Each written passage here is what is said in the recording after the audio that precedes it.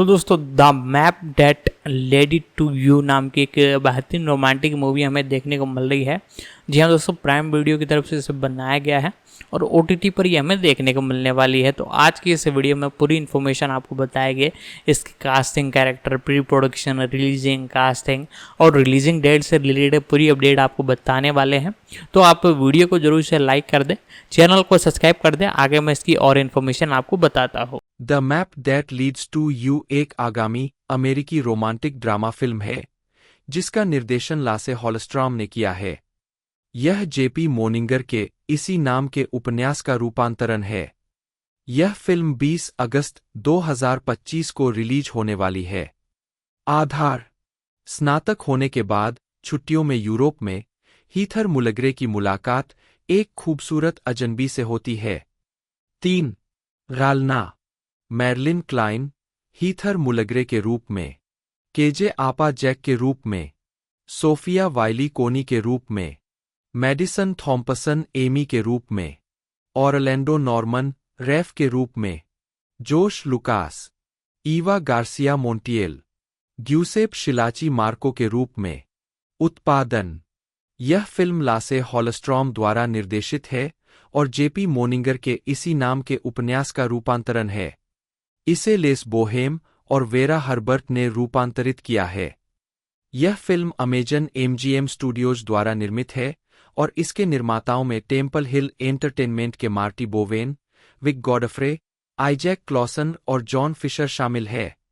कलाकारों में Marilyn Kline और केजे अपा प्रमुख है और इसमें Sophia Wylie, Madison Thompson, Orlando Norman और जोश लुकास भी शामिल है। 4. संगीत सारा ट्रेविनो द्वारा रचित है। मुख्य फोटोग्राफी 2024 में स्पेन के टेरासा में हुई। 5. 6. मुक्त करना: the map that leads to you को अमेजन MGM स्टूडियो द्वारा 20 अगस्त 2025 को रिलीज किया जाना है। लार्स स्वेन लासे हॉलस्ट्रॉम, स्वीडिश, LSHLSTRM, जन्म 2 जून 1946, एक स्वीडिश फिल्म निर्देशक है।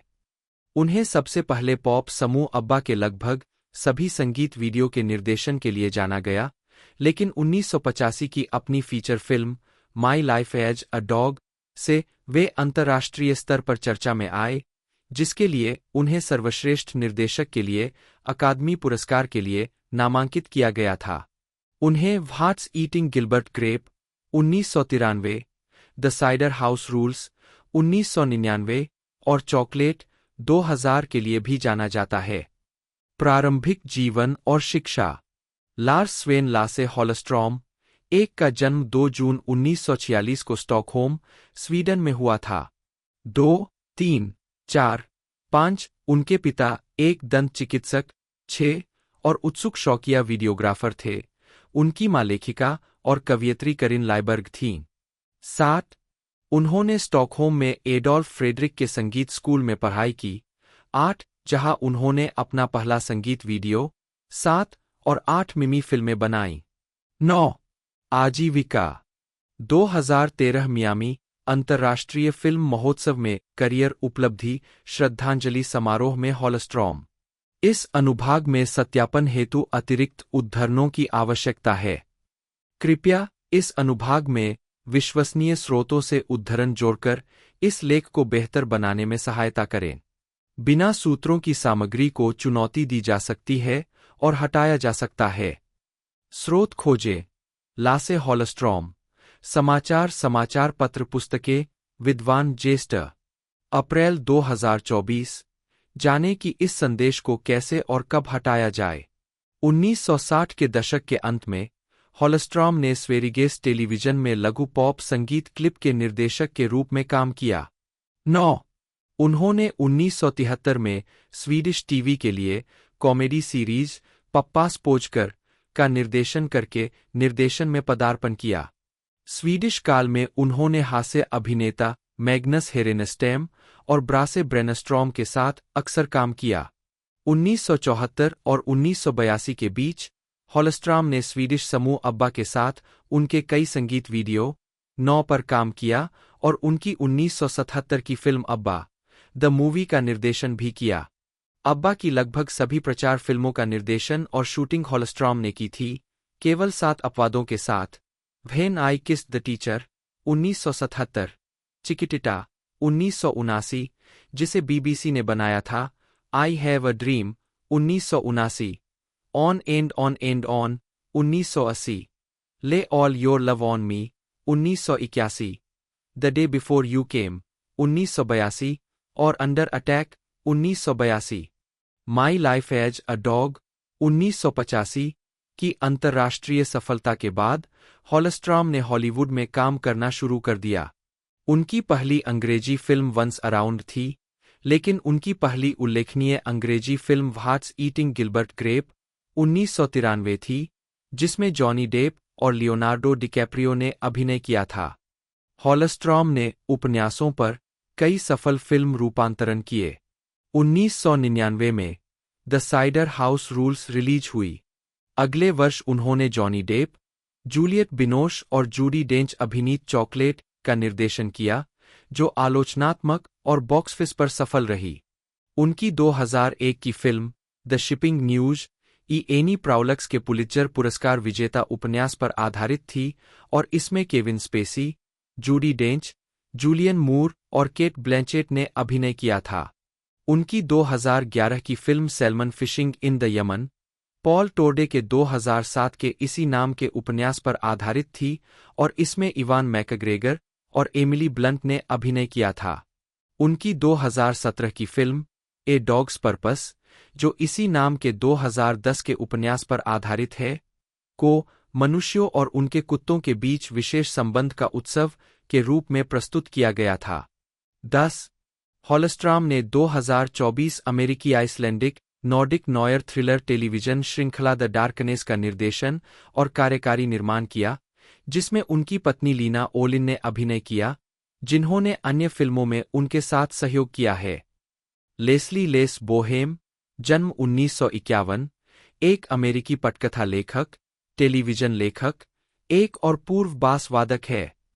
वे पटकथा लेखक एंड्रे बोहेम के पुत्र है।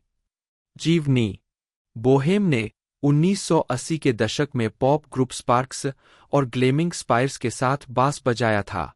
बोहेम के लेखन कार्यों में मिनी सीरीज टेकन और फिल्में डांटेज पीक, 20 बक्स, अपने पिता के साथ, डेलाइट और द अलामो शामिल है। उन्होंने स्टीवन स्पीलबर्ग द्वारा निर्मित मिनी सीरीज 9 लाइव्स की कहानी भी लिखी। 2 बोहेम ने स्पीलबर्ग द्वारा निर्मित विज्ञानकथा टेलीविजन श्रृंखला एक्सटेंड के कुछ हिस्सों को लिखा और स्ट्रीमिंग सेवा हुलू पर प्रसारित होने वाली श्रृंखला शट आई का निर्माण किया। इसे सीधे श्रृंखला के लिए 10 एपिसोड का ऑर्डर दिया गया था। सभी 10 एपिसोड 7 दिसंबर 2016 को उपलब्ध हो गए। 20 मार्च 2017 को दूसरे सीजन का ऑर्डर दिया गया। 4 जो 6 दिसंबर 2017 को रिलीज हुआ। विक गॉडफ्रे एक अमेरिकी फिल्म और टेलीविजन निर्माता है। उन्हें 2006 में मार्टी बोवेन के साथ मिलकर production company temple Hill entertainment की सहस्थापना के लिए जाना जाता है। उन्हें 2017 में पैरामाउंट मोशन पिक्चर्स ग्रुप का अध्यक्ष भी नियुक्त किया गया था, लेकिन 2020 में वे टेम्पल हिल में वापस आ गए। प्रारंभिक जीवन गॉडफ्रे का पालन पोषण ईसाई धर्म में हुआ था। 1 उन्होंने टेनेसी के जॉनसन सिटी में साइंस हिल हाई स्कूल से स्नातक की उपाधि प्राप्त की। 2 प्रिंसटन विश्वविद्यालय से अंग्रेजी साहित्य में डिग्री हासिल की और बाद में न्यू लाइन सिनेमा में इंटर्नशिप करने के लिए न्यूयॉर्क शहर चले गए। 3 आजीविका फरवरी 2006 में गॉडफ्रे और मार्टी बोवेन ने production company temple Hill entertainment की स्थापना की और द नेटिविटी स्टोरी को अपनी पहली फिल्म के रूप में निर्मित किया। 4 उन्होंने 2008 से 2012 तक द ट्वाइलाइट सागा श्रृंखला की 5 फिल्मों का निर्माण किया। 5 और 2014 के युवा वयस्क उपन्यास रूपांतरण the fault in our stars का निर्माण किया। 6 उन्होंने द मेज रनर श्रृंखला की एड्रियन गुएरा लास पाल्मास डी ग्रैन कैनरिया में जन्मे एक स्पेनिश फिल्म निर्माता है। 1 उन्हें मुख्यतः रोड्रिगो कोर्टेस के साथ उनके सहयोग के लिए जाना जाता है। वह वर्तमान में अपनी प्रोडक्शन कंपनी नोस्ट्रोमो में कार्यरत है। 2. वह स्पेन के सबसे बड़े वर्चुअल फिल्म स्टूडियो, जिसे ओरका स्टूडियो कहा जाएगा, के विकास की परियोजना का भी नेतृत्व कर रहे हैं। 3. फिल्मोग्राफी। मैक्विलेंडो, लॉस क्रोनोक्रिमेनस, 2008, लघु। कमो से हिजो, लॉस क्रोनोक्रिमेनस, 2008, लघु। दफन, 2010।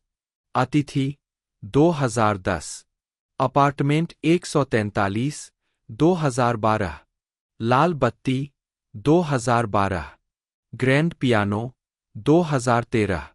The gunman, 2015। कोमो सोब्रेविविर ए यूना डेस्पेडिरा, 2015। बर्फ में तार के पेड़, 2015। पेनी ड्रेडफुल, 2016, टीवी, 6 एपिसोड। अदृश्य मेहमान, 2016। अंदर, 2016। The invisible guardian, 2017। टाइटन, 2018, कार्यकारी। डाउन अ डार्क हॉल, 2018। लाइफ इटसेल्फ, 2018, कार्यकारी।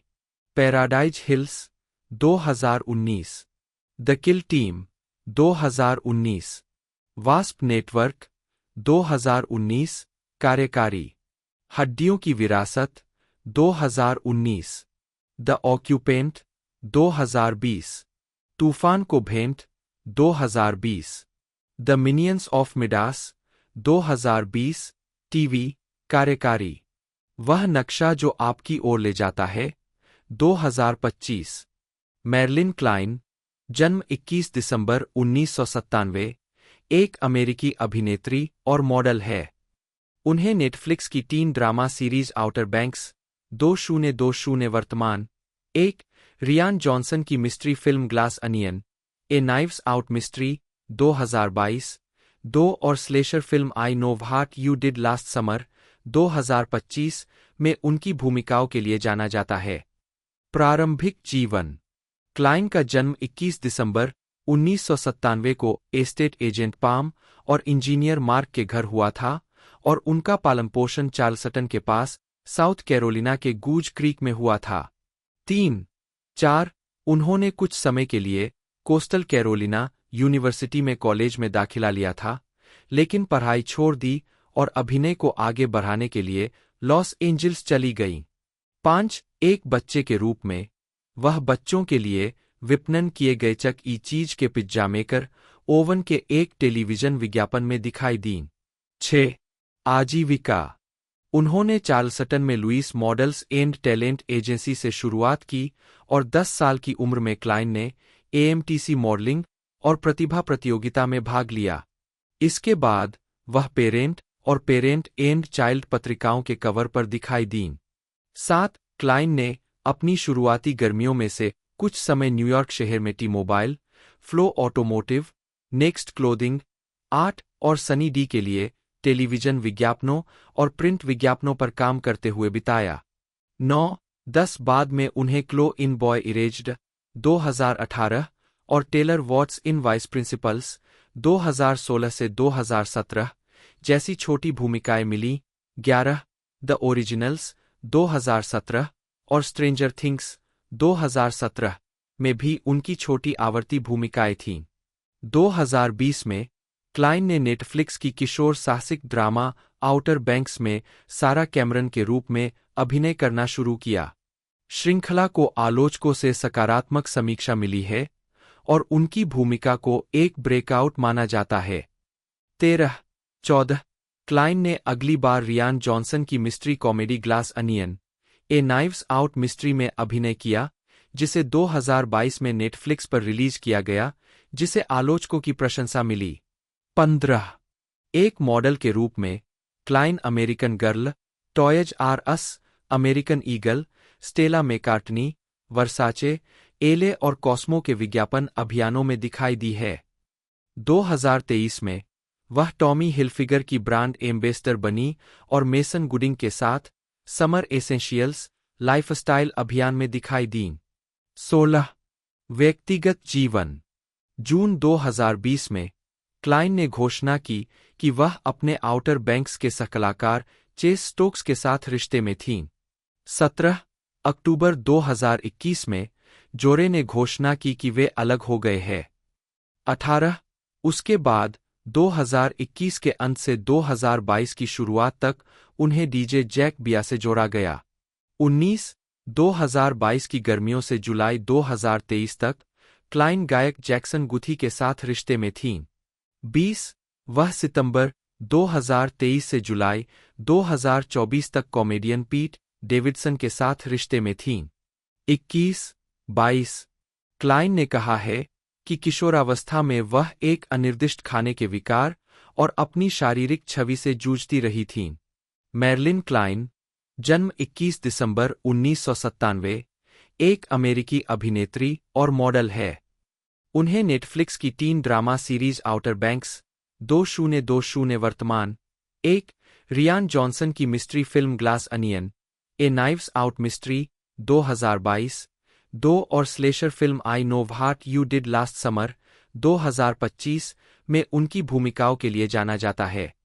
प्रारंभिक जीवन क्लाइन का जन्म 21 दिसंबर 1997 को एस्टेट एजेंट पाम और इंजीनियर मार्क के घर हुआ था और उनका पालन पोषण चार्लस्टन के पास साउथ कैरोलिना के गूज क्रीक में हुआ था। 3-4 उन्होंने कुछ समय के लिए कोस्टल कैरोलिना यूनिवर्सिटी में कॉलेज में दाखिला लिया था, लेकिन पढ़ाई छोड़ दी और अभिनय को आगे बढ़ाने के लिए लॉस एंजल्स चली गईं। 5 एक बच्चे के रूप में वह बच्चों के लिए विपणन किए गए चक ई चीज के पिज्जा मेकर ओवन के एक टेलीविजन विज्ञापन में दिखाई दीं। 6 आजीविका उन्होंने चार्लस्टन में Lewis models and talent agency से शुरुआत की और 10 साल की उम्र में क्लाइन ने एएमटीसी मॉडलिंग और प्रतिभा प्रतियोगिता में भाग लिया। इसके बाद वह पेरेंट और पेरेंट एंड चाइल्ड पत्रिकाओं के कवर पर दिखाई दीं। 7 क्लाइन ने अपनी शुरुआती गर्मियों में से कुछ समय न्यूयॉर्क शहर में T mobile, flow automotive, next clothing, 8 और सनी डी के लिए टेलीविजन विज्ञापनों और प्रिंट विज्ञापनों पर काम करते हुए बिताया। 9-10 बाद में उन्हें क्लो इन बॉय इरेज्ड 2018 और Taylor Watts in vice principals 2016 से 2017 जैसी छोटी भूमिकाएं मिलीं। 11 द ओरिजिनल्स 2017 और स्ट्रेंजर थिंग्स 2017 में भी उनकी छोटी आवर्ती भूमिकाएं थीं। 2020 में क्लाइन ने नेटफ्लिक्स की किशोर साहसिक ड्रामा आउटर बैंक्स में सारा कैमरन के रूप में अभिनय करना शुरू किया। श्रृंखला को आलोचकों से सकारात्मक समीक्षा मिली है और उनकी भूमिका को एक ब्रेकआउट माना जाता है। 13-14 क्लाइन ने अगली बार रियान जॉनसन की मिस्ट्री कॉमेडी ग्लास अनियन, ए नाइव्स आउट मिस्ट्री में अभिनय किया, जिसे 2022 में नेटफ्लिक्स पर रिलीज किया गया, जिसे आलोचकों की प्रशंसा मिली। 15 एक मॉडल के रूप में Klein American Girl, Toys R Us, American Eagle, Stella McCartney, Versace, Elle और कॉस्मो के विज्ञापन अभियानों में दिखाई दी है। 2023 में वह टॉमी हिलफिगर की ब्रांड एम्बेसडर बनी और मेसन गुडिंग के साथ समर एसेंशियल्स लाइफस्टाइल अभियान में दिखाई दीं। 16 व्यक्तिगत जीवन जून 2020 में क्लाइन ने घोषणा की कि वह अपने आउटर बैंक्स के सहकलाकार चेस स्टोक्स के साथ रिश्ते में थीं। 17 अक्टूबर 2021 में जोरे ने घोषणा की कि वे अलग हो गए हैं। 18 उसके बाद 2021 के अंत से 2022 की शुरुआत तक उन्हें डीजे जैक बिया से जोड़ा गया। 19 2022 की गर्मियों से जुलाई 2023 तक क्लाइन गायक जैक्सन गुथी के साथ रिश्ते में थीं। 20 वह सितंबर 2023 से जुलाई 2024 तक कॉमेडियन पीट डेविडसन के साथ रिश्ते में थीं। 21-22 क्लाइन ने कहा है कि किशोरावस्था में वह एक अनिर्दिष्ट खाने के विकार और अपनी शारीरिक छवि से जूझती रही थीं। केनेटी जेम्स फिट्जगेराल्ड केजे अपा, जन्म 17 जून 1997, एक न्यूजीलैंड के अभिनेता है।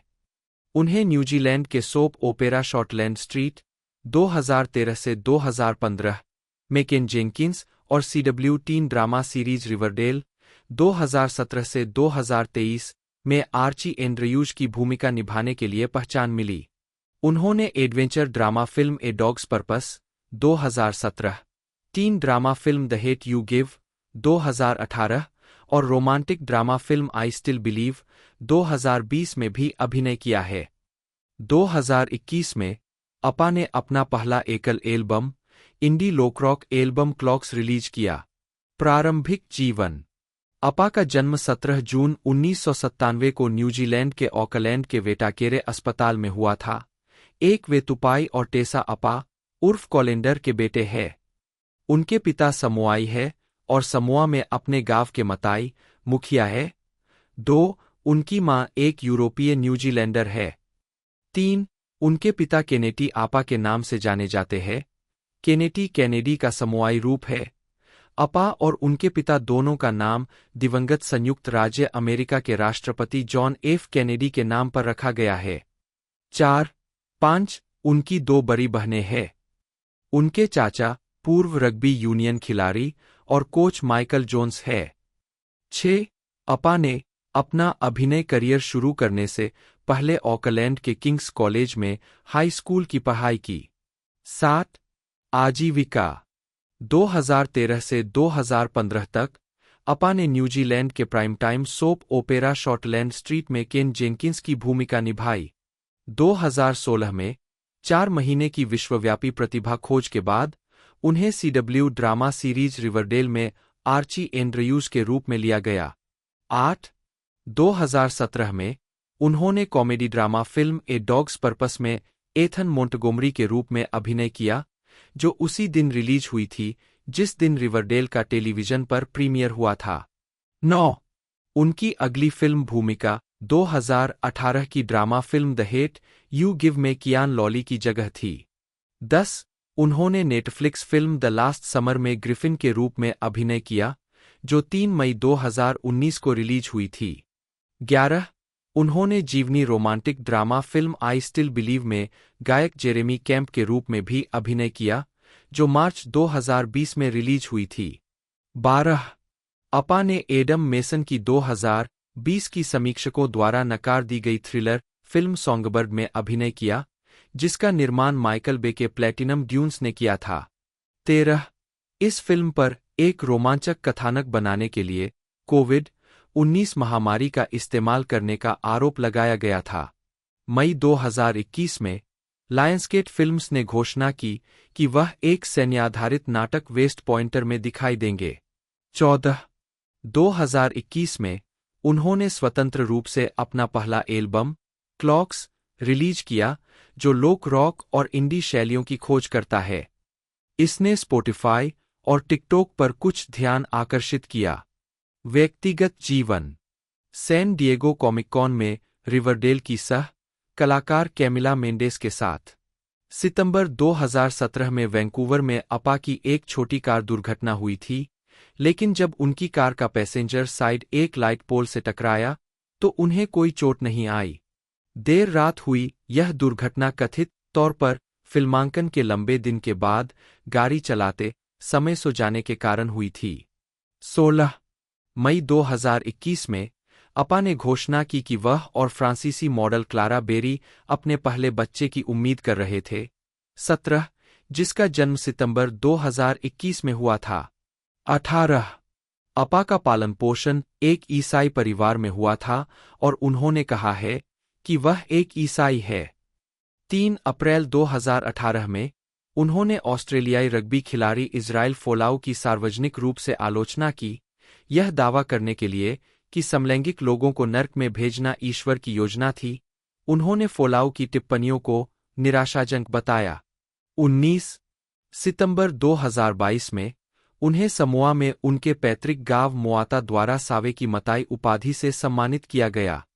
सोफिया क्रिस्टीन वाइली, जन्म 7 जनवरी 2004, एक अमेरिकी अभिनेत्री, नर्तकी और गायिका है। उन्होंने डिज्नी चैनल की comedy drama series Andi Mack 2017 से 2019 में बफी ड्रिस्कॉल की भूमिका से प्रसिद्धि पाने से पहले नृत्य में अपना करियर शुरू किया था। वाइली ने डिज्नी के साथ काम करना जारी रखा है। उनकी भूमिकाओं में film back of the net 2019 में कोरी बेली, मार्वल राइजिंग एनिमेटेड फ्रेंचाइजी और स्पाइडरमैन में रीरी विलियम्स, वेब सीरीज शुक 2019 में मिया ब्रूक्स और सबसे प्रमुख रूप से Disney plus mockumentary high school musical the series 2019 से 2023 में जीना पोर्टर शामिल है। वह नेटफ्लिक्स की fantasy film the school for good and evil 2022 में भी अभिनय कर रही है। प्रारंभिक जीवन। वाइली का जन्म स्कॉट्सडेल, एरिजोना में हुआ था और वह ट्रामोंटो में क्रिस और एमी नाम के माता-पिता के यहाँ पली बड़ी। उनके पिता अफ्रीकी अमेरिकी और कोरियाई है और उनकी माँ श्वेत और जर्मन व अंग्रेजी मूल की है। 3. उनकी एक बड़ी बहन इसाबेला बेला है, जो चॉप्ड जूनियर के एक एपिसोड में दिखाई दी थीं और विजेता रहीं। 4. वाइली 5 साल की उम्र से ही नृत्य कर रही है। 4. और उन्होंने हॉलीवुड, कैलिफोर्निया स्थित सेकंड सिटी ट्रेनिंग सेंटर से अभिनय का प्रशिक्षण लिया है। 5. आजीविका। वाइली ने नृत्य में अपना करियर शुरू किया। 2011 और 2016 में so you think you can dance और 2015 में अमेरिकाज गॉट टैलेंट में प्रस्तुति दी। 6. उन्होंने जस्टिन बीबर के पर्पस वर्ल्ड टूर पर प्रदर्शन किया। 7. 8. 2017 में उन्होंने एंडी मैक की फिल्मांकन के दौरान यूटा नर्तकियों के साथ इंटरनेट आधारित 4K डांस सीरीज शुरू की। 8. 2019 में उन्होंने IGTV शैक्षिक नृत्य श्रृंखला डांसिंग विद सोफिया वाइली शुरू की। 9. 2016 में यह घोषणा की गई थी कि वाइली डिज्नी चैनल श्रृंखला एंडी मैक में मुख्य किरदार और एंडी के सबसे अच्छे दोस्तों में से एक बफी ड्रिस्कॉल के रूप में अपनी पहली प्रमुख अभिनय भूमिका में अभिनय करेंगे। 3. 10. वाइली ने 2019 की ऑस्ट्रेलियाई film back of the net में कोरी बेली के रूप में अपनी फिल्म की शुरुआत की। 11. जिसकी ऑस्ट्रेलिया में एक नाटकीय रिलीज हुई और संयुक्त राज्य अमेरिका में डिज्नी चैनल पर प्रसारित हुई। 12. वाइली ने जनवरी 2019 में मार्वल राइजिंग चेजिंग घोस्ट्स के लिए अपना पहला single side by side debut किया। 13. उन्होंने animated TV film Marvel rising heart of iron में रीरी विलियम्स बटा आयरन हार्ट की भूमिका को आवाज दी। 15 फरवरी 2019 को वाइली को Disney plus series high school musical the series में जीना पोर्टर के रूप में लिया गया, जो नवंबर में लॉन्च से उपलब्ध थी। 15 अगस्त में यह घोषणा की गई थी कि वाइली सितंबर में डिज्नी चैनल के यूट्यूब चैनल पर प्रीमियर होने वाली शॉर्ट फॉर्म वेब सीरीज शुक में मिया के रूप में अभिनय करेंगे। 16 मार्च 2019 में वाइली ने एक प्रोडक्शन कंपनी आईफोस 17 लॉन्च की और जेनी टॉरेस सांचेज के उपन्यास द फॉल ऑफ इनोसेंस को अपने पहले प्रोजेक्ट के रूप में अनुकूलित करने के अधिकारों का विकल्प चुना। 18 जून 2019 में वाइली ने यूनाइटेड टैलेंट एजेंसी के साथ हस्ताक्षर किए। 2013 में लुकास को स्वतंत्र कॉमेडी ड्रामा द मेंड में मुख्य भूमिका के लिए चुना गया था। जॉन मैग्री के निर्देशन में बनी इस पहली फिल्म का प्रीमियर मार्च 2014 में साउथ बाय साउथवेस्ट में हुआ था, जिसमें लुकास को मैट के किरदार के लिए सकारात्मक समीक्षाओं की एक श्रृंखला मिली थी, जो दो बेकार भाइयों में से एक है जो एक छोटे से हार्लेम अपार्टमेंट में टकराते हैं। 9, 10, 11, 12 सितंबर 2014 से मार्च 2016 तक Lucas NBC crime drama the mysteries of Laura में एक मुख्य किरदार के रूप में दिखाई दिए। 2018 में उन्हें येलोस्टोन में एक आवर्ती भूमिका में लिया गया, जो जॉन डटन के एक छोटे संस्करण के रूप में थी, जिसे केविन कॉस्टनर ने चित्रित किया था। लुकास के करियर में ब्रीथ बाइबल के साथ वॉइस ओवर कार्य या वॉइस एक्टिंग भी शामिल है। 13 उन्होंने होम डिपो टीवी 14 और रेडियो विज्ञापनों के लिए भी वॉइस ओवर कार्य किया है। अन्य गतिविधियां। लुकास अपने दोस्तों मार्क और डैनियल सिंगर के साथ मिलकर फिल्टी फूड 15 कंपनी के मालिक और प्रमोटर है। 16, 17 यूथेड्स एम्बेसडर लुकास पहली बार यूथेड्स टीम में शामिल हुए जब उन्होंने अप्रैल 2005 में एलडीओ एचआईवी एड्स जागरूकता अभियान की शूटिंग की। इसके तुरंत बाद उन्होंने यूथेड्स 2005 गाला फेसेस ऑफ अफ्रीका में यूथेड्स एम्बेसडर के रूप में अपनी भूमिका आधिकारिक रूप से स्वीकार कर ली। एचआईवी एड्स की रोकथाम उनके लिए विशेष रूप से महत्वपूर्ण है क्योंकि उनकी मां ने युवा पुरुषों और महिलाओं को इस बहुत ही आम और आसानी से रोकी जा सकने वाली बीमारी के विनाशकारी और अक्सर घातक प्रभावों के बारे में शिक्षित करने की उम्मीद के साथ परामर्श देने का करियर बनाया है। 18 व्यक्तिगत जीवन। लुकास डेनवर, कोलोराडो में 2008 के डेमोक्रेटिक नेशनल कन्वेंशन में। लुकास ने 2011 में एक डॉग पार्क में लेखिका और संपादक जेसिका सिएनसिन हेनरिकेज से मुलाकात की। 6 हफ्ते बाद उनकी सगाई हो गई। 19 और 17 मार्च 2012 को सेंट्रल पार्क में शादी कर ली। 20 उनके बेटे नूह रेव का जन्म जून 2012 में हुआ था। 21 जनवरी 2014 में सिएनसिन हेनरिकेज ने तलाक के लिए अर्जी दी। 22 जो अक्टूबर 2014 में फाइनल हो गया। 23 लुकास ने 2022 में मौसम विज्ञानी ब्रायना रफालो से मुलाकात की।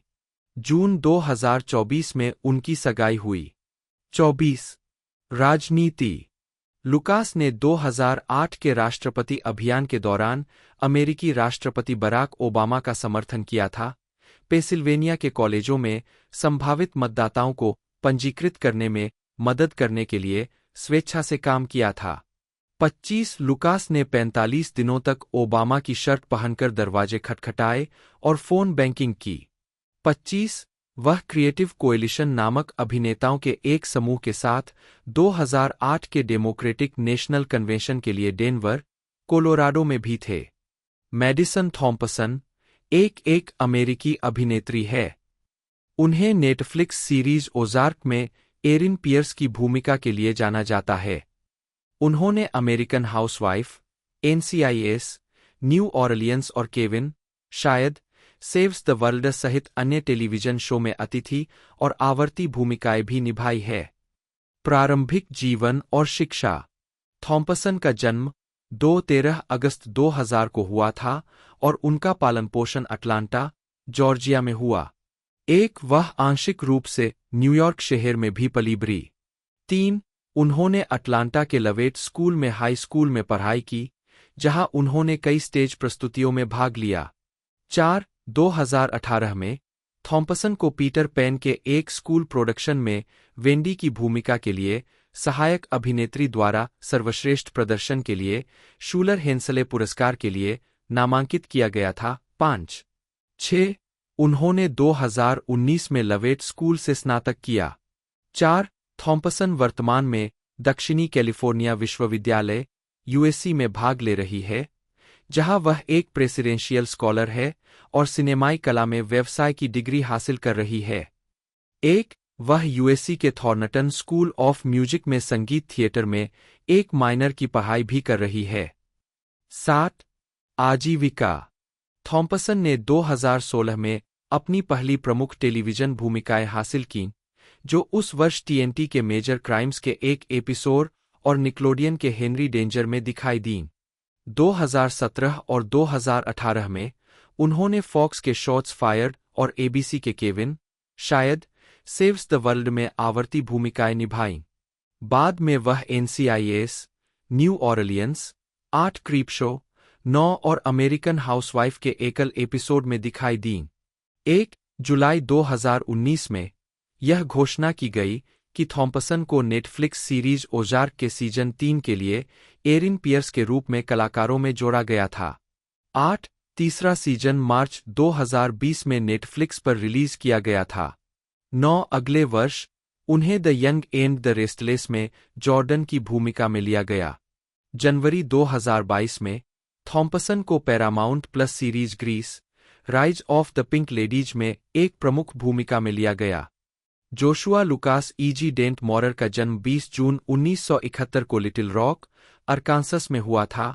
2 वे मिशेल, नी लेफेवरे, एक नर्स दाई और डॉन मॉरर एक आपातकालीन कक्ष चिकित्सक के पुत्र थे।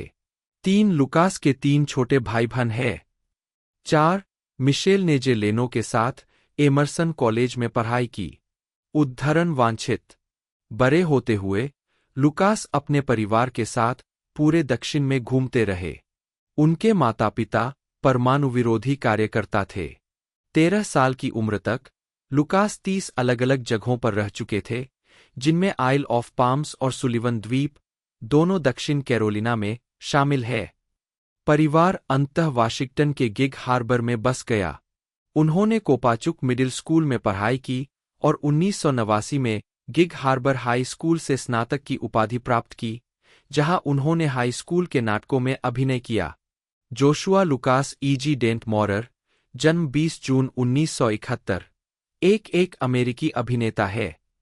उन्हें American Psycho 2000, a beautiful mind 2001, sweet home Alabama 2002, Hulk 2003, Wonderland 2003, glory road 2006, red dog 2011, Ford v Ferrari 2019 और द ब्लैक डेमन 2023 सहित विभिन्न फिल्मों में उनकी भूमिकाओं के लिए जाना जाता है।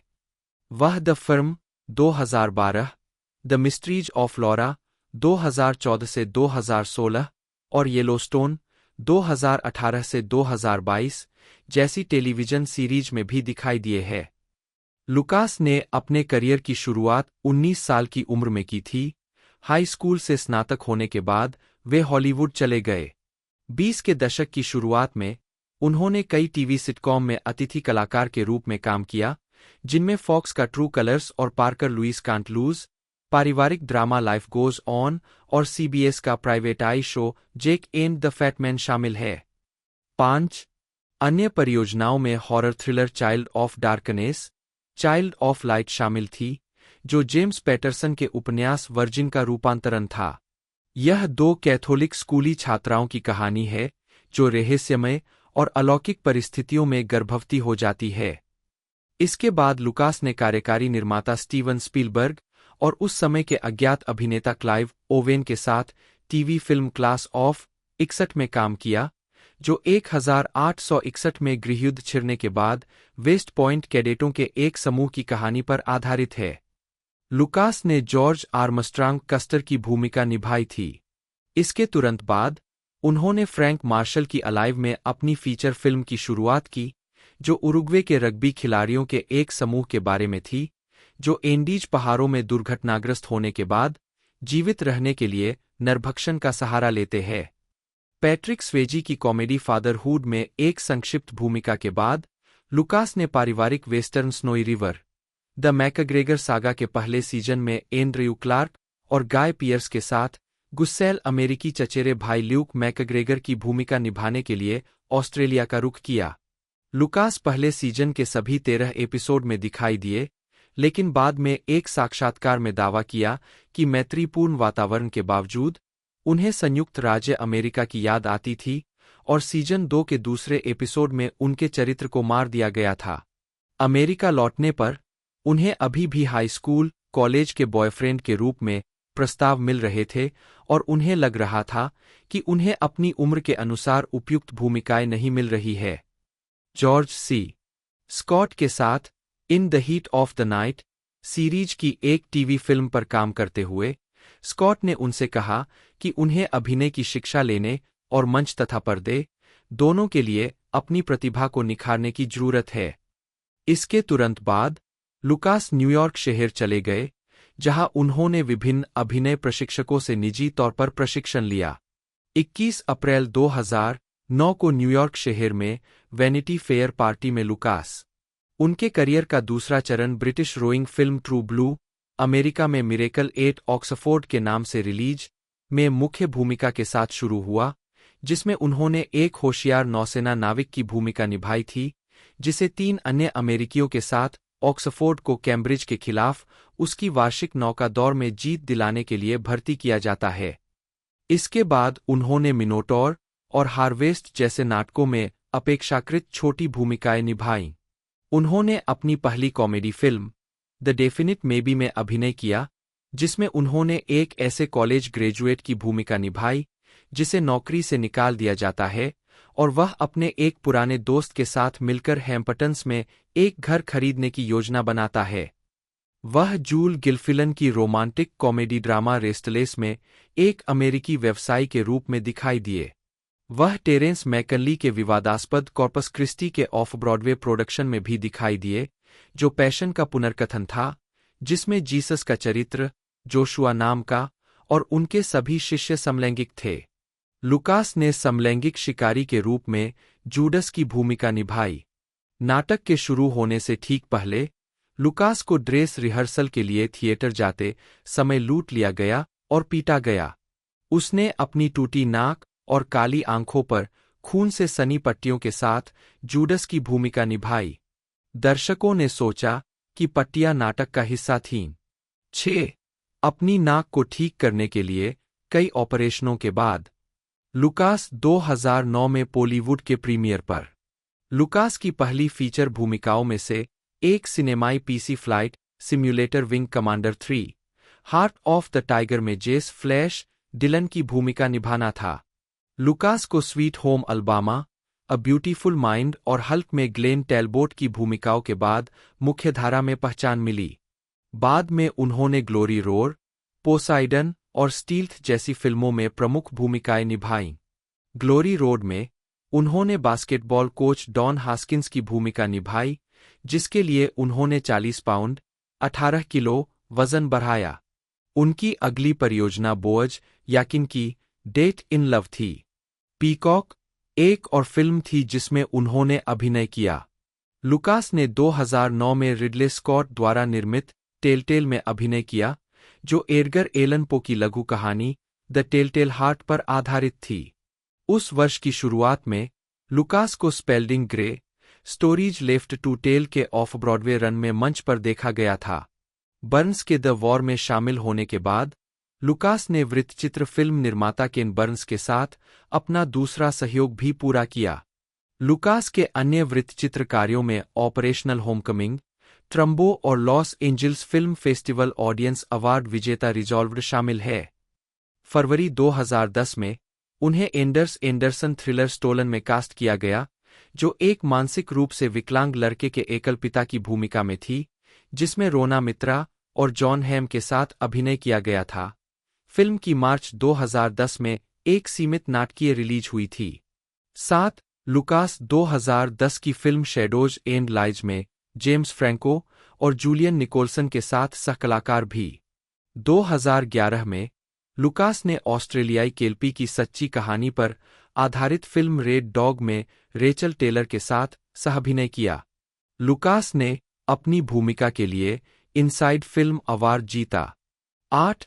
उन्होंने NBC television show the firm में भी अभिनय किया, जो जॉन ग्रिशम के उपन्यास पर आधारित 10 साल बाद की कहानी है।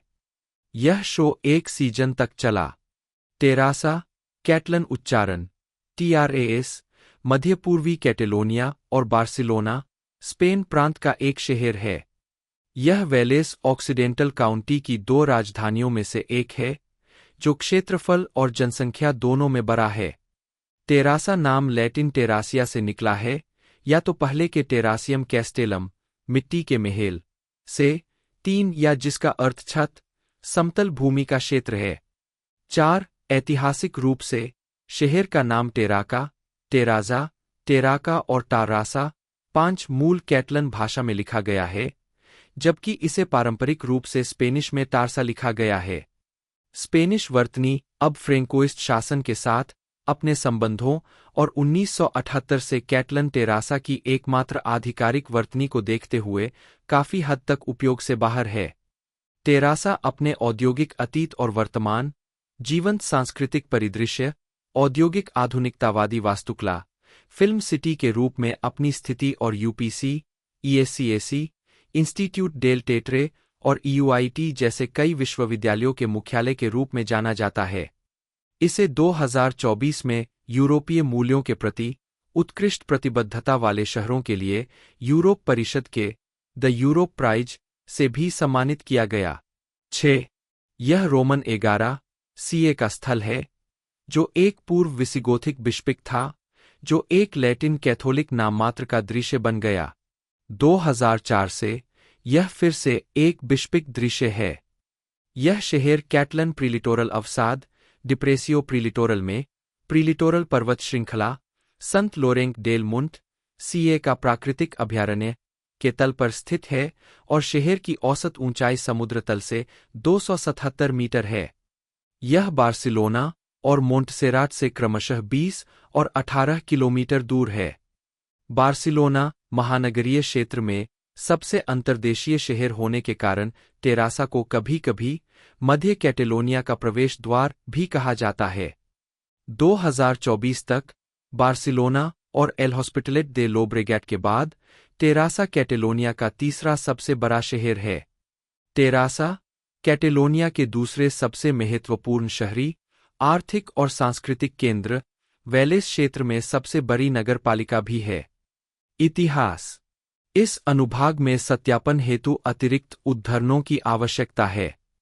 कृपया इस अनुभाग में विश्वसनीय स्रोतों से उद्धरण जोड़कर इस लेख को बेहतर बनाने में सहायता करें। बिना सूत्रों की सामग्री को चुनौती दी जा सकती है और हटाया जा सकता है। स्रोत खोजें। टेरासा समाचार पत्र पुस्तकें विद्वान ज्येष्ठ। अगस्त 2022।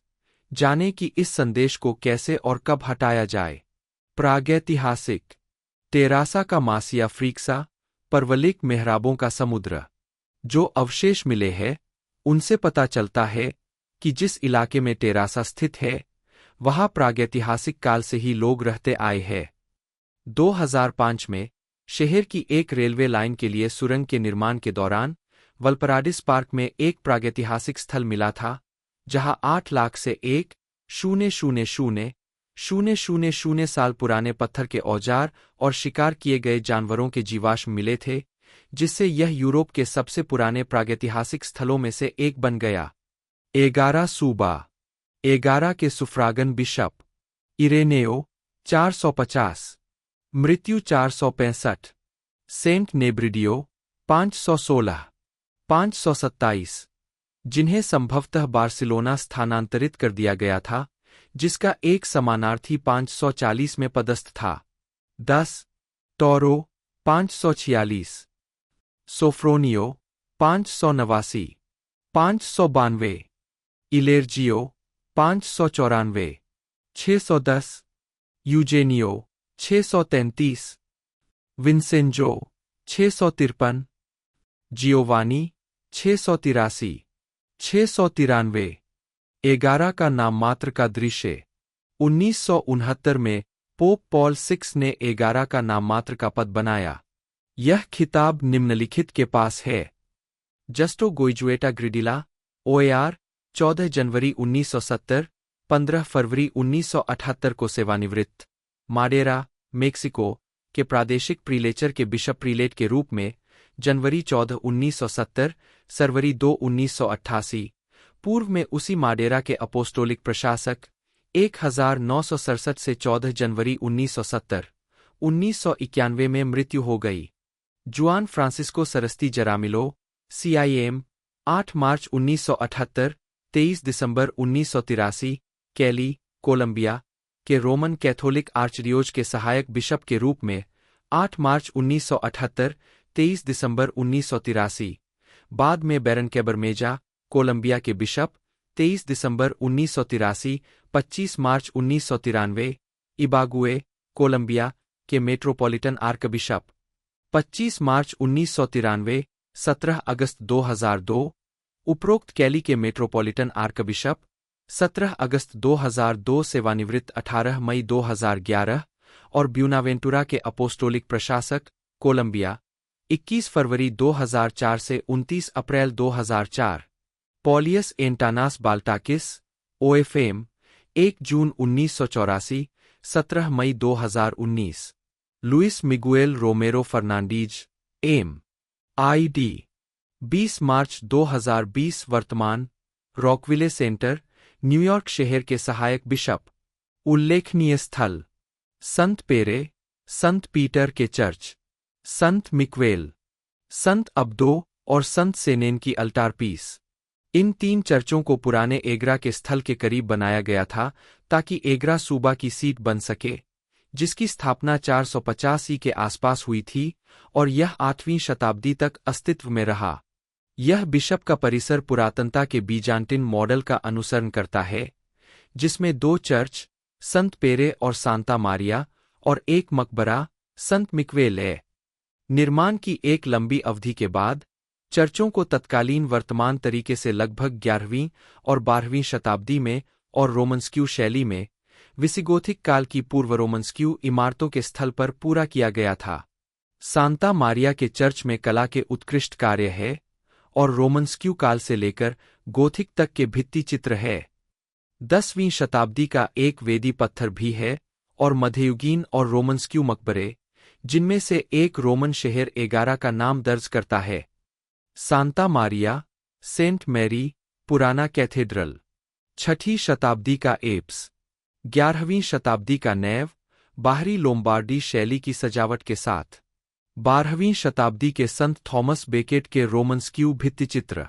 13वीं शताब्दी के भित्तिचित्र। संत पेरे, संत पीटर। 9वीं से 10वीं शताब्दी तक के ट्रांसेप्ट और एप्स। 12वीं शताब्दी का नैव। 10वीं शताब्दी के मोजेक, ज्यामितीय डिजाइन। 10वीं शताब्दी की संत पेरे की पत्थर की वेदी।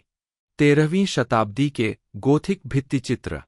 संत मिक्वेल, संत माइकल। ग्रीक क्रॉस योजना और दीवारें 6ठी शताब्दी की मूल है। एप्स में 7वीं और 8वीं शताब्दी के भित्तिचित्र। अन्य सामग्री। लुईस बोरासा द्वारा संत पेरे की अल्टार पीस 1411। रोजर का वेदी चित्र 1587। संत रूफ की वेदी 17वीं शताब्दी। जेम सिरेरा और गुइलम टालर्न द्वारा संत मिकेल की अल्टार पीस 1450 से 51। जेम हुगुएट द्वारा संत अब्दो आई संत सेनेन 1460 की गॉथिक वेपर पीस। 14वीं शताब्दी की सेंट मैरी की बहुरंगी मूर्ति। अन्य। यह शहर एक समृद्ध मध्ययुगीन, आधुनिकतावादी और औद्योगिक विरासत का उत्तराधिकारी है और इसमें पुस्तकालयों, ऐतिहासिक अभिलेखागारों और संग्रहालयों का एक व्यापक नेटवर्क है। नगरपालिका के स्वामित्व वाले टेरासा संग्रहालय में विभिन्न खंड है। वालपाराडिस का महल, चार्टर हाउस, वालपाराडिस के पार्क में। सेंट पेरे, सेंट पीटर के Visigothic Romanesque church. Casa Alegre de Sagrera, Carrer Font Vella में मॉडर्निस्टा हाउस। पलाऊ का टॉवर, टेरासा में कैटेलोनिया के काउंटराजाओं के महल का एकमात्र अवशेष। टेरासा शहर की मध्ययुगीन व्याख्या का केंद्र। संत फ्रांसिस का कॉन्वेंट, बहुरंगी चीनी मिट्टी से सजा हुआ मठ, 1671 से 1673। कैटेलोनिया का विज्ञान और उद्योग संग्रहालय, पूर्व आइमेरिच अमात आई जोवर मिल में जनरलिटैट डी कैटालुनिया द्वारा प्रबंधित। प्राचीन एगारा। टेरासा की उत्पत्ति रोमन शहर एगारा, मुनिसिपियम फ्लेवियम एगारा के रूप में हुई थी, जिसकी स्थापना सम्राट वेस्पासियन 69 से 79 ई के समय में इबेरियन शहर एगोसा के निकट वल्परादीस, आजकल एक शहरी पार्क, की धारा के साथ हुई थी, जिसके स्थल पर कुछ चीनी मिट्टी की चीजें और सिक्के पाए गए हैं। आधुनिक टेरासा। 17वीं शताब्दी में यह टेरासा जादूटोने के मुकदमों का स्थल था, जहां 6 महिलाओं को गिरफ्तार किया गया, यातनाएं दी गई और जादूटोने का दोषी ठहराया गया। उनमें से 5 को 27 अक्टूबर 1619 को एक वर्तमान रेलवे पुल के पास फांसी दे दी गई। 7 मध्य युग के अन्य महत्वपूर्ण अवशेष है पूर्व कैथेड्रल, वल्पराडिस का महल, 1344 से 1413 तक एक कार्थुसियन मठ और आज एक नगरपालिका संग्रहालय, और काउंटराजा के महल का टॉवर। 19वीं सदी में शहर ने ऊनी कपड़ों के उत्पादन में विशेषज्ञता के साथ औद्योगिक क्रांति में महत्वपूर्ण भूमिका निभाई, और आज उस समय शहर के महत्व के परिणामस्वरूप एक प्रमुख आधुनिकतावादी विरासत मौजूद है। विशेष रूप से उल्लेखनीय आधुनिकतावादी इमारतों में मासिया फ्रीक्सा 1907, वेपर आइमेरिच, अमात आई जोवर कपड़ा मिल 1907, अब कैटेलोनिया का विज्ञान और उद्योग संग्रहालय, Principal Theatre, 1920, City Hall, 1902, Alegre de Sagrera house museum, 1911, industrial school, 1904, grand casino, 1920, Parc de Desinfeccio, 1920 और इंडिपेंडेंसिया बाजार, 1908 शामिल है। टेरासा आर्ट नोव्यू नेटवर्क का एक साझेदार शहर है। जो आर्ट नोव्यू के अध्ययन, संरक्षण और विकास के लिए 1999 में बनाया गया सहयोग का एक यूरोपीय नेटवर्क है। टेरासा यूरोप का एक प्रसिद्ध फिल्म निर्माण केंद्र है और इसे यूनेस्को द्वारा फिल्म सिटी का दर्जा दिया गया है। यह शहर कैटेलोनिया और इबेरियन प्रायद्वीप के सबसे बड़े film studio, Parc Audiovisual de Catalunya का घर है, जहां REC, ए मॉन्स्टर कॉल्स और ऑपरेशन ट्रायम्फो जैसी कई फिल्मों और टीवी शो की शूटिंग हुई है। आप दाओ यह भी देखे 1962 वेलेस बार, टेरासा बार 1962। टेरासा में 1962 की बार के अगले दिन के परिणाम। टोबेला के संग्रह से प्राप्त चित्र। 25 सितंबर 1962 को एक लंबी शुष्क गर्मी के बाद 3 घंटों में प्रति वर्ग मीटर 212 से 252 लीटर बारिश हुई। इससे लोब्रेगेट और बेसोस नदियां और उनकी सहायक नदियां उफान पर आ गईं, जिससे एक जलमार्ग बन गया, जिससे 700 लोग मारे गए और भारी जानमाल का नुकसान हुआ। उद्धरण वांछित।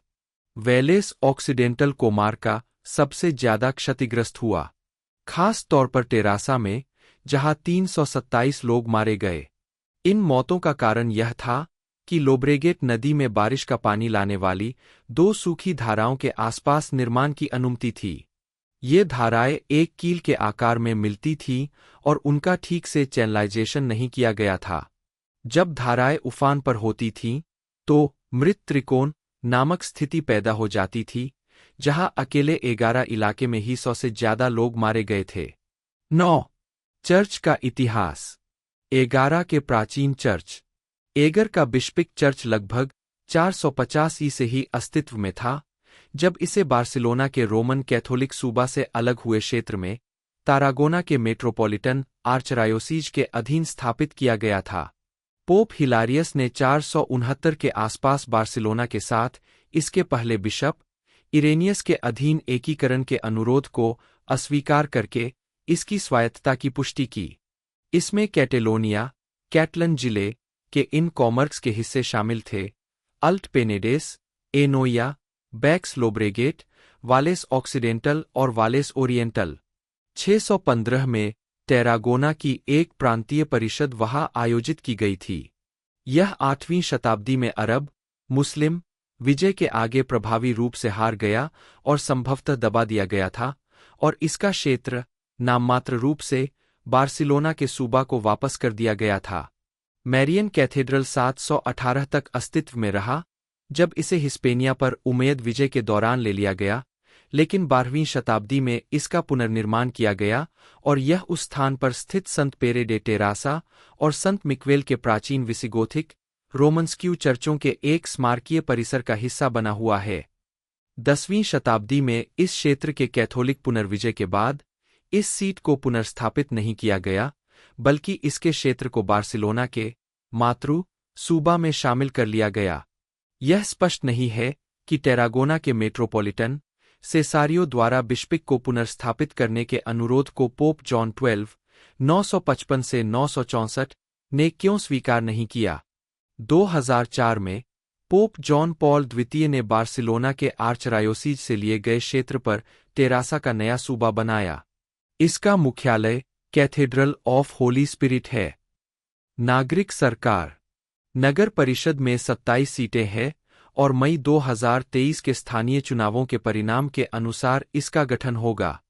ला मोला 1107 मीटर के शीर्ष पर स्थित रोमन्स्क मठ, सेंट लोरेनक डेल मंट आई सेरा डे लौबाक के प्राकृतिक अभयारण्य का उच्चतम बिंदु।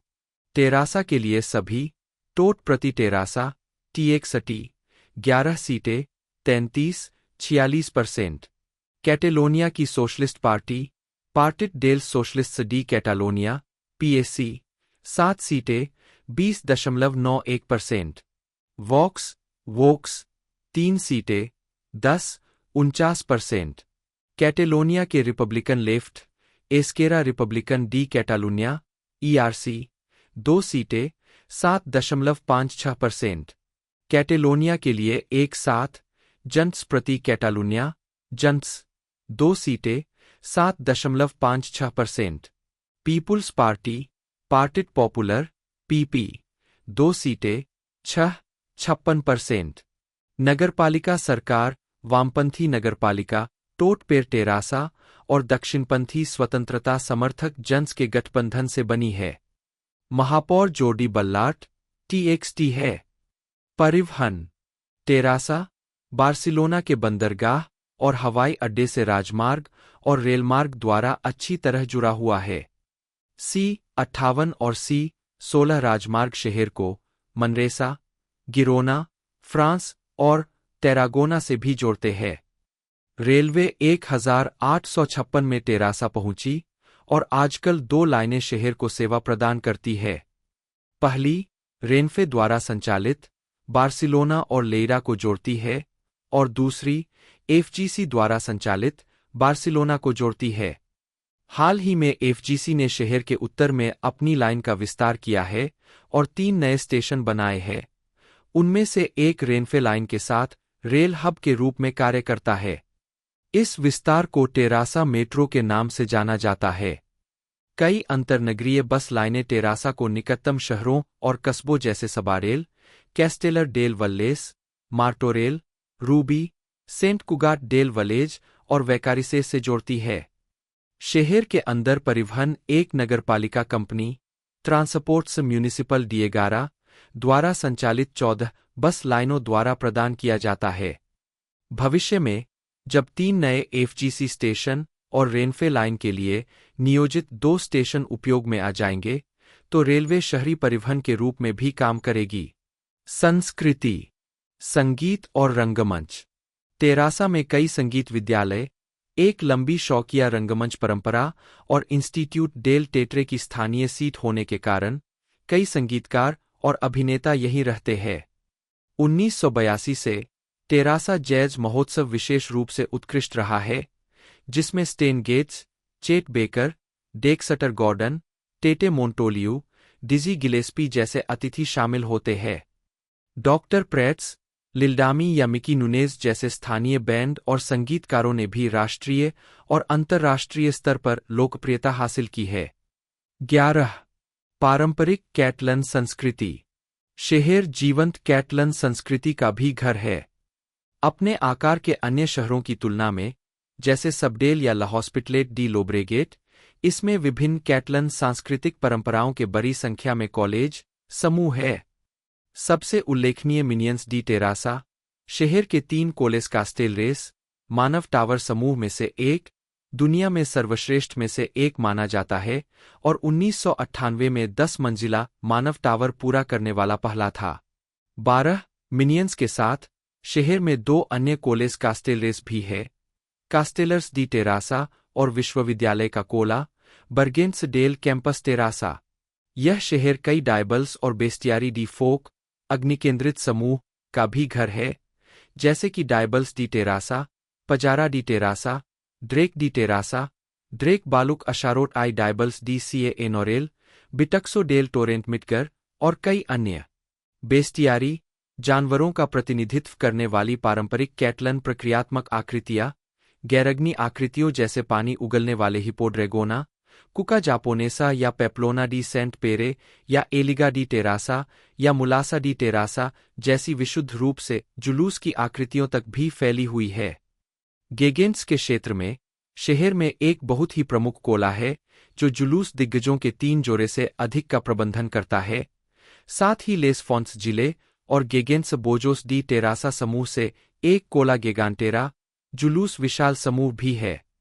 कई सरदाना नृत्य समूहों के साथ साथ एस्बार्ट नर्तक, 2 बास्टोनर समूह, बॉल डी गिटेंस नर्तक और ट्रबुकेयर्स भी इस शहर को अपना घर कहते हैं। संचार मीडिया टेरासा का एक स्थानीय समाचार पत्र है, डायरी डे टेरासा CA, जो मंगलवार से शनिवार तक दैनिक रूप से प्रकाशित होता है। साथ ही कई रेडियो स्टेशन भी है। 828 AM और 89.4 FM पर रेडियो टेरासा कैडेना ACR वल्लेस, जिसका 75 वर्षों से अधिक का इतिहास है, जो कैटेलोनिया और स्पेन के अग्रणी रेडियो स्टेशनों में से एक है। नगरपालिका रेडियो नूसिंकपंटडोस 95.2 FM और 100.5 FM पर शहर का सांस्कृतिक स्टेशन रेडियो स्टार डे टेरासा, जिसकी स्थापना 1984 में हुई थी और यह कैटेलोनिया के ऐतिहासिक स्थानीय रेडियो में से एक है। इसके अलावा शहर में कई स्थानीय चैनल भी है। TV 20 लोकालिया वल्लेस और कैनाल टेरासा, जिनके 50,000 से ज्यादा दर्शक है। इसके अलावा मुफ्त अखबार टेरासा सोसाइटेड भी है, जिसका मासिक प्रसार 50,000 है, और टेरासा मंथ भी है, जो सोमवार से शुक्रवार तक प्रकाशित होता है और स्थानीय कार्यक्रमों को भी कवर करता है। 2005 से कैटलन भाषा में नगरपालिका का डिजिटल अखबार eNewstrasa.com ऑनलाइन है। 2013 से इस डिजिटल अखबार को बंद कर दिया गया है। नगरपालिका की वेबसाइट www.trrssa.cat पर हर महीने कम से कम 1,50,000 लोग आते हैं। खेल टेरासा कैटेलोनिया में फील्ड हॉकी और कोर्फबॉल की शुरुआत करने में अग्रणी था और बास्केटबॉल की शुरुआत में एक महत्वपूर्ण भूमिका निभाई थी। शहर का सबसे महत्वपूर्ण खेल फील्ड हॉकी है। 1992 में बार्सिलोना ओलंपिक खेलों के दौरान टेरासा वह शहर था जहां फील्ड हॉकी प्रतियोगिता खेली गई थी। पिछले कुछ वर्षों में ओलंपिक खेलों में भाग लेने वाले टेरासा के हॉकी खिलाड़ियों की बड़ी संख्या ने टेरासा को दुनिया का सबसे ओलंपिक शहर कहा है। 1928 और 2004 के बीच टेरासा ने 124 एथलीटों को ओलंपिक खेलों में भेजा, जिनमें से अधिकांश हॉकी खिलाड़ी थे। 3 स्थानीय field hockey club, Athletic Terrassa, club 11 और क्लब डेपोर्टिव टेरासा, सभी ने Division de Honor de Hockey Hierba और Copa del Rey de Hockey Hierba जीता है। अन्य स्थानीय खेल टीमों में Club de Rugby Carboners de Terrassa, CN Terrassa, water polo, Terrassa FC, association football, CP San Cristobal, association football और Sferic Terrassa, basketball शामिल है। टेरासा FC बार्सिलोना और स्पेन की राष्ट्रीय फुटबॉल टीम के मिडफील्डर जावी और दानी ओल्मो का घर और जन्मस्थान है। शहर की कैस्टेल्स टीमें मिन्योन्स डी टेरासा और कैस्टेलर्स डी टेरासा है। 22 नवंबर 2015 को टेरासा का प्लाका वेला दुनिया का पहला सफल 4D10 एम फोले आई मैनिल्स का दृश्य था, जिसे मिन्योन द्वारा पूरा किया गया था। 13 जुड़वां शहर टेरासा 5 शहरों के साथ जुड़ गया है। 14 Granada, Nicaragua, Orebro, Sweden, Pamiers, France, Tecoluca, El Salvador, Tetouan, Morocco. Terrassa ने निम्नलिखित के साथ विशेष संबंध सहयोग के प्रोटोकॉल पर भी हस्ताक्षर किए। ओटावालो, इक्वाडोर। उल्लेखनीय लोग: जोसेफ ओलेर 1835 से 1922, उद्यमी। डोमिंगो सिरिसी वेंटलो 1878 से 1917, लेखक। जोस मारिया क्यूनिल पोस्टियस 1896 से 1949, अर्धसैनिक नेता। टेरेसा टोरेल्स 1908 से 1991, अराजक नारीवादी कार्यकर्ता। क्रिस्टीना लाकासा 1929 से 2011, लेखिका। जोआना बायरनेस 1935 से 2018, फोटोग्राफर। जैमे कोमास 1936 से 2021, पटकथा लेखक और निर्माता। मार्टा पेसारोडोना जन्म 1941, लेखिका। फ्रांसेस्क अबाद जन्म 1944, कलाकार। यूलिया ग्रू जन्म 1946, कलाकार। जोर्डी कैमी जन्म 1952, औषध विज्ञान के विद्वान। जोसेप रोइग बोआडा जन्म 1957, संगीतकार और निर्माता। असुम्प्टा एस्केर्प आई गिबर्ट जन्म 1957, राजनीतिज्ञ। कोंचा गार्सिया कैम्पॉय 1958 से 2013, पत्रकार। सर्गी बेलबेल, जन्म 1963, नाटककार। जोसेफ गुइजारो, जन्म 1957, पत्रकार और लेखक। पेरे नवारो, जन्म 1959, राजनीतिज्ञ। लुइस पुइग, जन्म 1959, कला निर्देशक। एनरिक मिलो, जन्म 1960, राजनीतिज्ञ। जोसेफ रूल, जन्म 1968, राजनीतिज्ञ। डीजे स्कुडेरो, जन्म 1976, मकीना डीजे और निर्माता। एलेक्स विलेटोरो आई ओलिवर, जन्म 1979, राजनीतिज्ञ। जावी, जन्म 1980, एसोसिएशन फुटबॉल खिलाड़ी और मैनेजर। जोर्डी बेलार्ट, जन्म 1980, राजनीतिज्ञ। क्रिस्टियन कैंटन फेरर, जन्म 1980, लेखक, संगीतज्ञ और पियानोवादक। एलेक्स अल्कराज, जन्म 1990, रेसिंग ड्राइवर। मिकी नुनेज, जन्म 1996, गायक। दानी ओल्मो, जन्म 1998, फुटबॉलर। तो लेंथ की बात कर ले, इस मूवी की 96 मिनट टोटल लेंथ रहने वाली है और ये हमें 20 अगस्त 2025 को देखने को मिलेगी। बाकी मैंने इसकी पूरी इन्फॉर्मेशन आपको बता दी है। वीडियो को आप लाइक कीजिएगा, चैनल को सब्सक्राइब कीजिएगा, ज़्यादा से ज़्यादा हो सके तो वीडियो को शेयर कीजिएगा ताकि हमें मोटिवेशन मिलता रहे। तो आज की इस वीडियो में इतना ही, मिलते हैं अगले वीडियो में।